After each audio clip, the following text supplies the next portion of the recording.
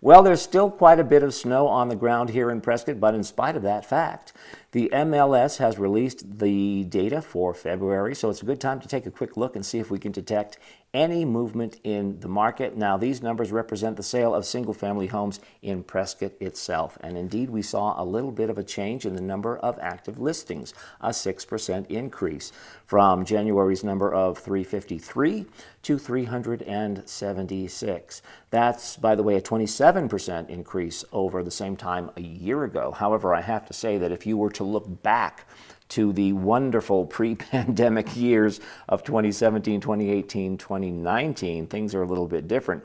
The number of active listings on average in February back then for those 3 years was 475. So we're about 20% down from that figure.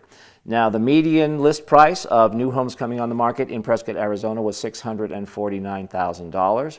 The list-to-sale ratio was just under 93%. Now, that's indicative of buyers having a little bit more leverage. A buyer was able to negotiate, on average, a reduction in the sale price of about 7%. Now, a year ago, the list-to-sale ratio was over 100%, and if you were not making an over-asking offer back then, you were just not in the game. Sales volume in Prescott came up from January's number to 43.76 million. But once again, let's look back a year ago when we could not keep a home in inventory for more than it seemed a few hours. The sales volume back then was in Prescott between 108 and 109 million dollars. So we are 60% down from that figure.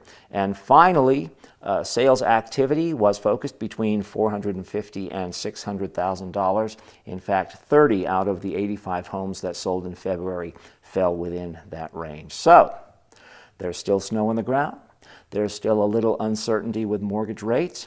But in spite of that, spring is around the corner and temperatures and the market will be warming up. If you're thinking about buying or thinking about selling, you should already be speaking with your real estate professional. Do not wait. Now, these numbers that I've given you come to me from the MLS. They are deemed to be accurate.